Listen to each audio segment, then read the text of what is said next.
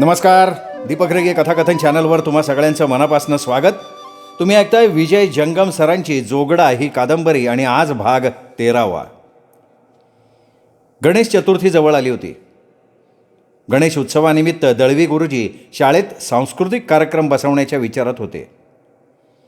शेळके गुरुजींना त्यांनी तशी कल्पना दिल्यानंतर शेळके गुरुजींनी त्यांना कार्यक्रम बसवायला परवानगी देऊन टाकली. तशातच एक दिवशी दुपारी कवी के आनंद नामक व्यक्ती शाळेत येऊन दाखल झाली. आपण मुलांचे सांस्कृतिक कार्यक्रम बसवून घेतो अशी माहिती त्यांनी शेळके गुरुजींना दिली. शेळके गुरुजींनी कवी के आनंदला दळवी गुरुजींच्याकडे पाठवून दिलं. दळवी गुरुजींना के आनंदानं माहिती देताच त्यांना फार आनंद झाला. कवी के आनंदांनी कार्यक्रमासाठी मुलामुलींची निवड केली.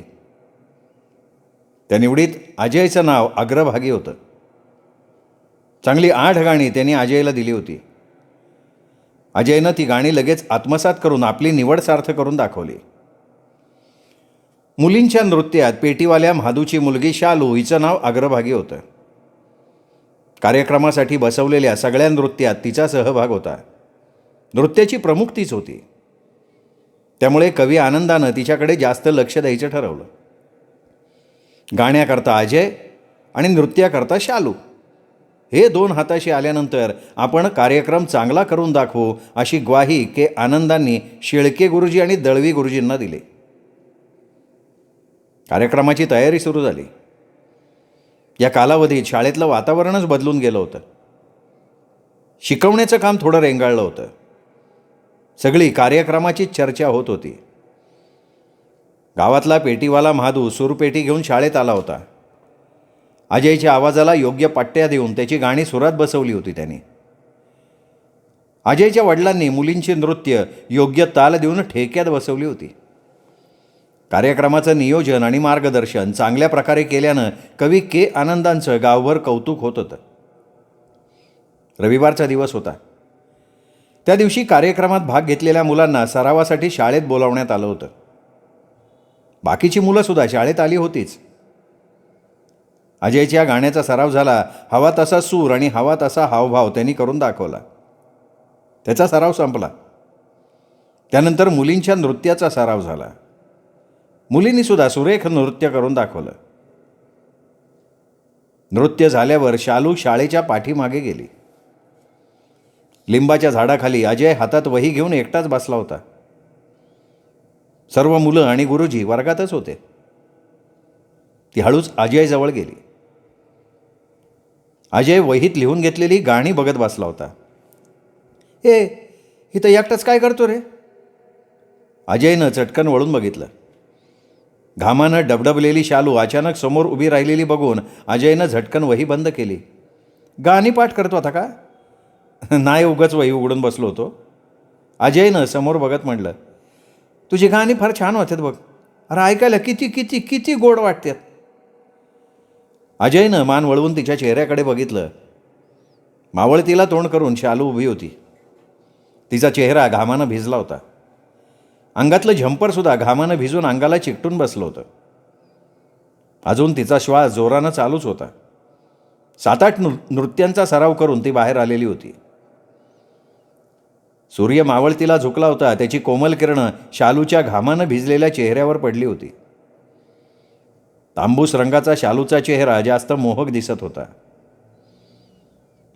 अजयची नजर तिच्या चेहऱ्यावर स्थिरावलेली दिसताच ती म्हणाली, अरे असं काय टक लावून बघतोय? मी काय नवीन आहे वय? तिच्या चेहऱ्यावरची नजर जराही विचलित न करता तो म्हणाला, अगं तुझ्या चेहऱ्यावर घाम बघ किती साचलाय. माझ्या चेहऱ्यावरचा घाम बघतोय वय? अरे आता नाचून नाही का आले? घाम येणारच ना. चांगलं तासभर आम्ही सराव करत होतो की. शालूनं आपल्या परकराचा पुढचा भाग वर उचलला. चेहऱ्याचा घाम पुसायला सुरुवात केली. परकराचा पुढचा भाग चेहऱ्यापर्यंत वर गेल्यामुळे तिच्या कोवळ्या मांड्या उघड्या पडल्या आणि ते दृश्य बघून अजयच्या अंगातून विजेचा प्रवाह खेळून गेला. त्याची नजर शालूच्या मांड्यांचा वेध घेत वरच्या बाजूला जायला लागली. अजयची नजर तिथून हालायला तयारच नव्हती. शालूनं आपला चेहरा परकरानं पुसला. चेहऱ्यावरून परकर बाजूला करताच अजयची नजर कुठे स्थिर झाली आहे हे तिच्या लक्षात आलं. तिची चूक तिला कळून आली होती, पण ती चूक सुधरून घ्यायची सोडून परकराचं टोक चेहऱ्याजवळ धरून ती अजयकडे भान विसरून पाहत होती. परकर खाली सोडायचा ती पुरतं विसरूनच गेली.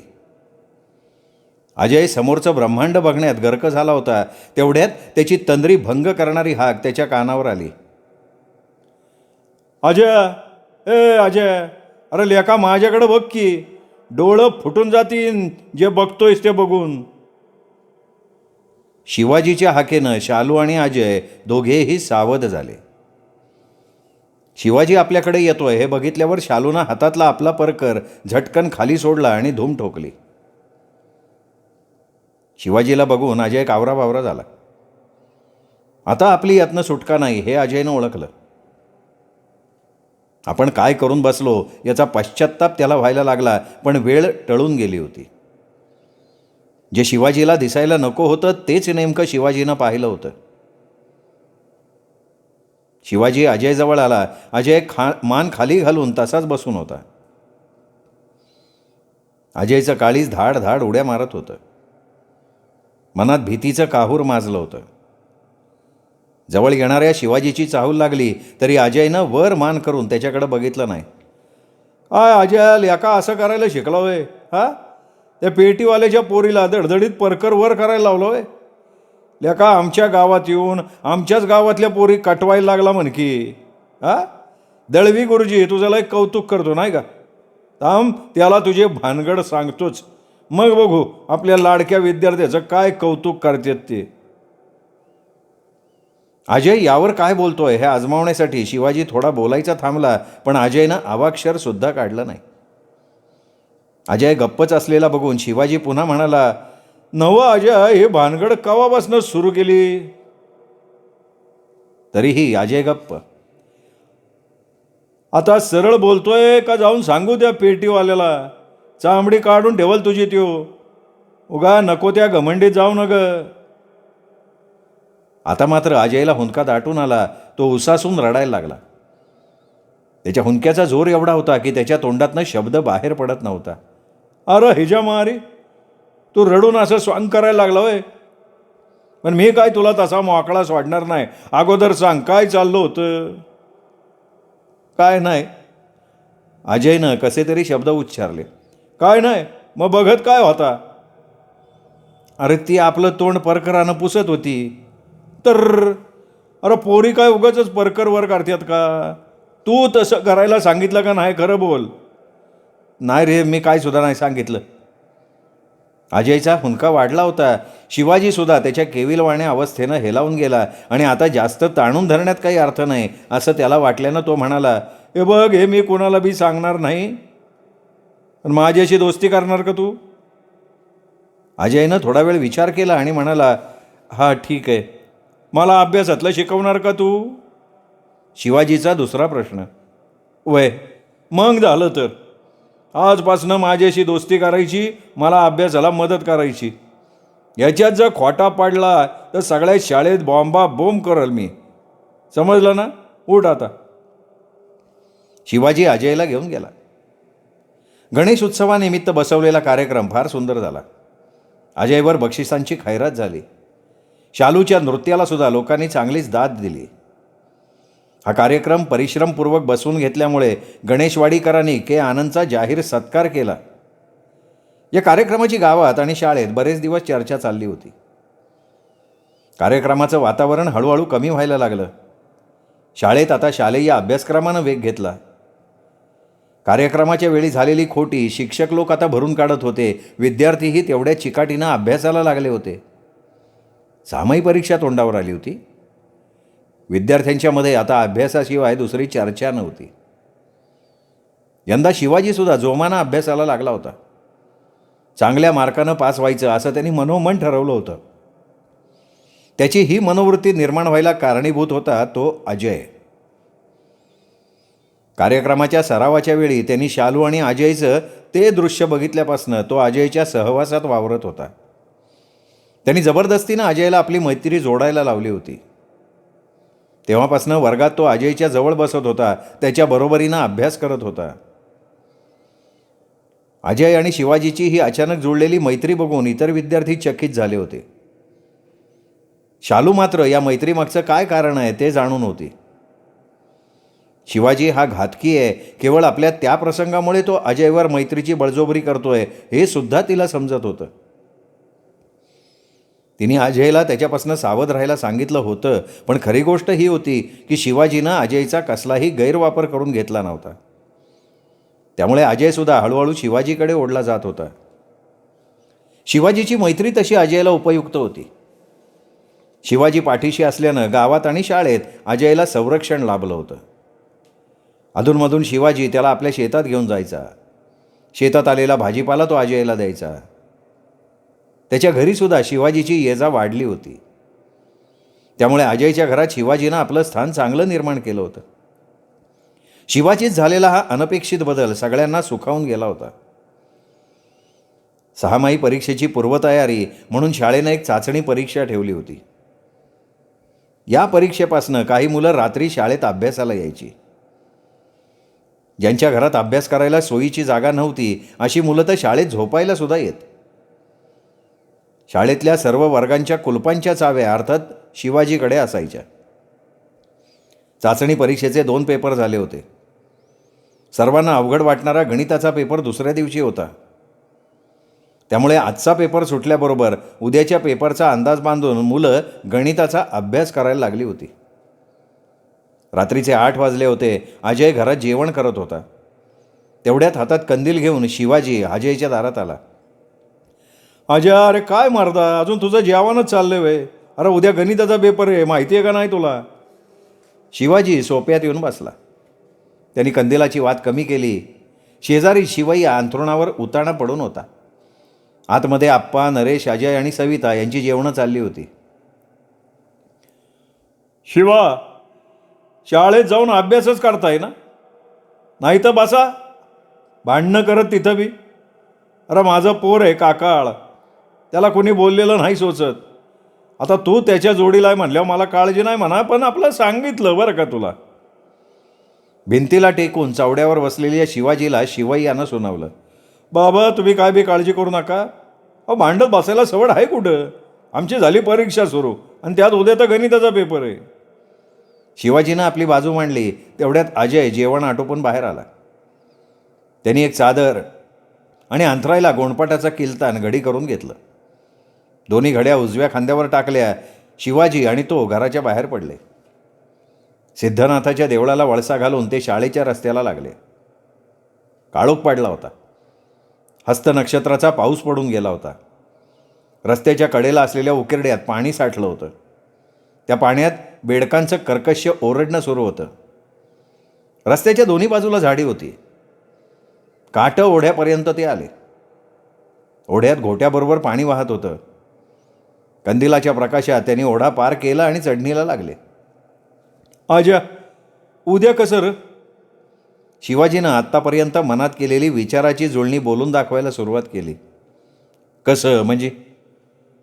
अजयनं त्याला भाबडेपणानं प्रश्न केला. अरे उद्या गणिताचा पेपर आहे ना? माय की त्याच्यात काय एवढं? लेका तुझं एक बरं आहे रे, पण माझं कसं? मी काय गणितात पास होईन असं काय मला वाटत नाही बाबा. अरे प्रयत्न तर कर ना, पास होशील सुद्धा. कसला ढ्याकळाचा प्रयत्न करतोय? अरे गणित म्हणलं का अंगावर काटा उभा राहतो मर्दा, पास कसला होतोय? शिवाजीच्या ह्या बोलण्यावर अजय काही बोलला नाही. ते डगर चढून वर आले. शाळा आता काही पावलांच्या अंतरावर राहिली होती.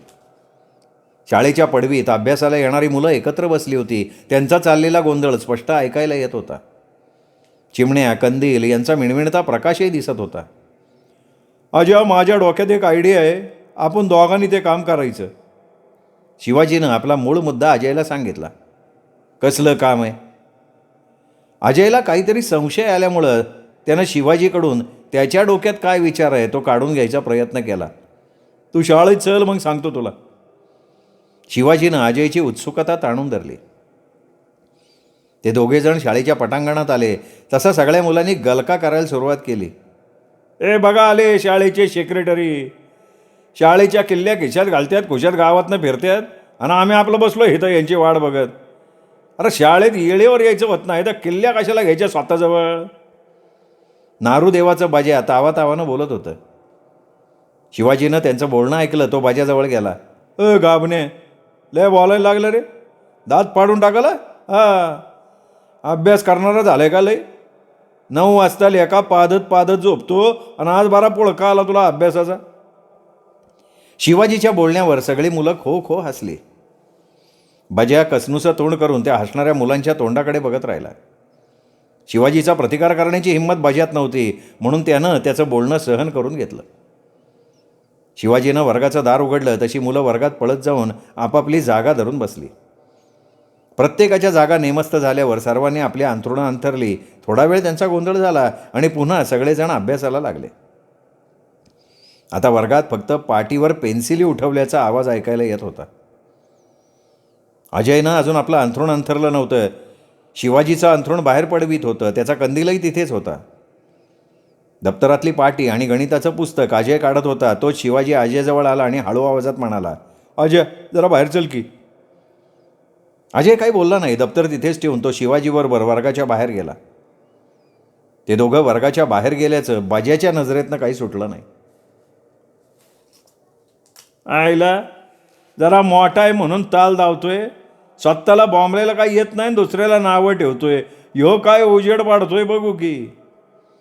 शिवाजीला ऐकायला जाणार नाही असं बाजा बोलून गेला. शिवाजीनं अजयला शाळेच्या पाठीमागच्या बाजूला आणलं आणि ते दोघं अंधारात उभं राहून बोलायला लागले.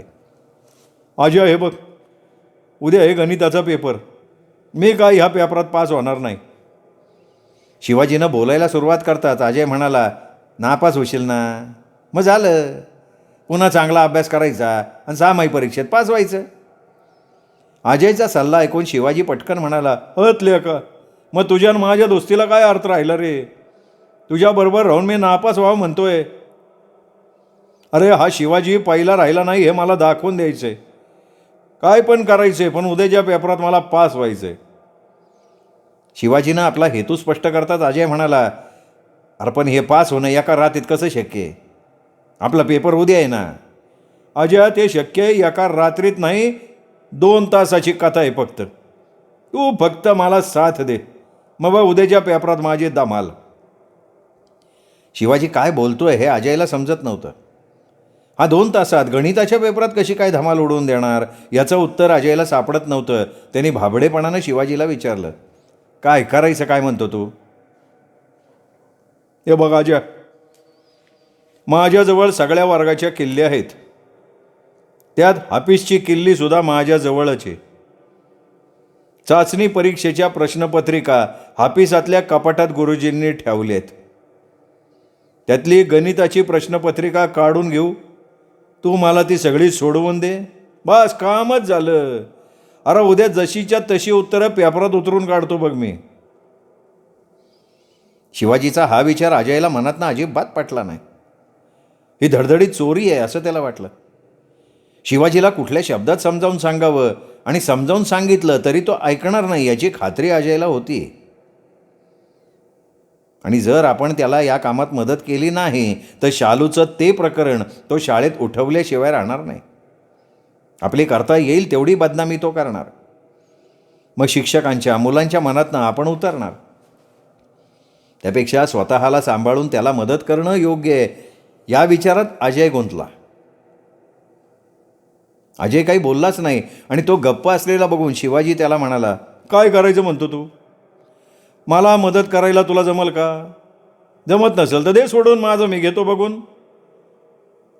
अर्पण हे कोणी बघितलं, गुरुजींना समजलं तर? अजयनं भाबडी शंका व्यक्त केली. ना त्याची फिकर तू करू नको रे, ते माझं मी बघून घेतो. अजयची संमती मिळता दोघेजण वर्गात आले. वर्गात बाज्याची आणि मांगाच्या सुगंध्याची कुस्ती जुंपली होती.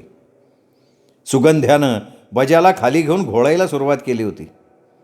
बाकीची मुलं चिमण्या कंदील हातात घेऊन त्यांच्या भोवती जमा झाली होती. सगळ्यांची अंथरुणं त्या दोघांनी पार विस्कटून टाकली होती. अनेकांची दप्तरं त्यांनी पायाच्या ठोकरीनं पार दारापर्यंत ठोकरून दिली होती. बजा खालून वर येण्यासाठी धडपड करत होता, पण सुगंध्या त्याला सोडायला तयार नव्हता. आता लेका बजा मरतय, कोळ्याचं सख्या बजाच्या तोंडामोरं जाऊन बोललं, ए हान सुगंध्या, हान घाल खोडा घाल, खुंदाल साल्याला, आमच्या मोराला एवढ्या मारतोय. आंधळ्या भीम्याचा आवाज ऐकू आला तसा बजा खालनंच ओरडला, आंधळ्या वरती तर येऊ दे, एका ठोशात पाणी मागायला लावतो तुला. अरे आता कशाला वरती येतोय तू? येडा आहे का तू? तुझं हाड पण जाग्यावर राहणार नाही, सरळ राहणार नाही. वर येतोय म्हण गाडवेचा. भोवतीनं जमलेल्या मुलांच्यातला एक मुलगा बोलला. तेवढ्यात शिवाजी आणि अजय वर्गात आले. शिवाजीनं दोघांची चाललेली कुस्ती बघितली. तो त्यांच्याजवळ गेला. अरे हे सालेनो, लय मस्ती आली काय? शाळेत झोपायला एवढ्यासाठी येतं का? ए सुगंध्या, सोड त्याला, नाही तर वरनं लाद घालल, कंबरडं मोडून टाकल तुझं. त्या मारी जरा अभ्यास करावा म्हणलं तर हे वळू लागले इथं झोंजायला. शिवाजीचा आवाज ऐकून सुगंध्यानं बाजाला सोडलं. बाजा उठून उभा राहिला. सुगंध्याकडे बघत म्हणला, तुला आत्ता नाही रे, उद्या चांगलं रेंगाण धावतो. त्यावर सुगंध्यानं खाडकन शड्डू ठोकला आणि म्हणाला, अरे मग आत्ताच होते की. दन्नीचा मी नाव नाही काढलं तरी शिखर सरळ अंगावर येते. अरे हे मांगाशी आवलं दे, काय समजला? बाजानं आपला अंथरूण नेऊन एका कोपऱ्यात टाकलं आणि त्यावर तो पडून राहिला. आता जर कोणी दंगा केला ना, नरडं दाबाला मी. ए अजय, आपण इथं झोपायलाच नको. आपला अभ्यास नाही होणार इथं. चल आपण सरळ ऑफिसमध्ये जाऊ, ऑफिसमध्ये अभ्यास करत बसू. आणि सगळ्याच सांगून ठेवतोय, तिथं आम्हाला कोणी त्रास द्यायला यायचा नाही. जर कोण आला तर टंगडं जागेवर ठेवणार नाही मी. शिवाजीला ही संधी मिळताच तो अजयला घेऊन ऑफिसकडे गेला. ऑफिसचं दार उघडून ते आत गेले. शिवाजीनं दार आतनं कडी लावून बंद केलं. त्याने अजयला अंथरूण अंथरायला सांगितलं आणि तो कपाटाजवळ गेला. कपाट उघडून प्रश्नपत्रिकेचा शोध घ्यायला लागला. बरीच शोधाशोध केल्यानंतर त्याच्या हाताला गणिताची प्रश्नपत्रिका लागली. कंदिलाच्या प्रकाशात त्यांनी प्रश्नपत्रिकेची खात्री करून घेतल्यानंतर तो अजयला म्हणाला, अजय काम झालंय बघ. हातातली प्रश्नपत्रिका त्यांनी अजयला दाखवली. कपाटातली इतर कागदपत्र व्यवस्थित लावली. कपाटाचं दार व्यवस्थित बंद करून ते अजयच्या जवळ आला. अजय लवकर आठवा, झोपायच्या अगोदर सगळी प्रश्नपत्रिका सोडून झाली पाहिजे. शिवाजीनं अजयकडून ती प्रश्नपत्रिका सोडवून घेतली. सर्व गणितांची उत्तरं आणि त्यांच्या पद्धती त्यांनी नीट लक्षात ठेवल्या. दुसऱ्या दिवशी सकाळी पेपर सुरू व्हायला 5 मिनिटं बाकी होती. शिवाजी आज भलता खुश होता. तो आज लवकर उठून आंघोळ करून शाळेत आला होता. सर्व मुलं ओळीत बसली होती. शिवाजीचा नंबर अजयपासून थोडा दूर होता. पेपरची वेळ झाली आणि दळवी गुरुजींनी प्रश्नपत्रिका द्यायला सुरुवात केली. सगळ्या मुलांना त्यांनी प्रश्नपत्रिका दिल्या. शिवाजीच्या हातात प्रश्नपत्रिका पडताच त्यांनी ती वाचायला सुरुवात केली. त्याचा चेहराच कावरा बावरा झाला. तो पूर्ण गोंधळून गेला होता. कारण काल रात्री जी प्रश्नपत्रिका अजयने आणि शिवाजीनं सोडवली होती ती प्रश्नपत्रिका आत्ता शिवाजीच्या हातात नव्हती. त्यांनी अजयकडे बघितलं. अजयनं गालातल्या गालात हसत त्याच्या त्या नजरेला उत्तर देऊन टाकलं. मित्रांनो, हा 13वा भाग इथेच संपला. 14वा भाग उद्या. तोपर्यंत नमस्कार मित्रो.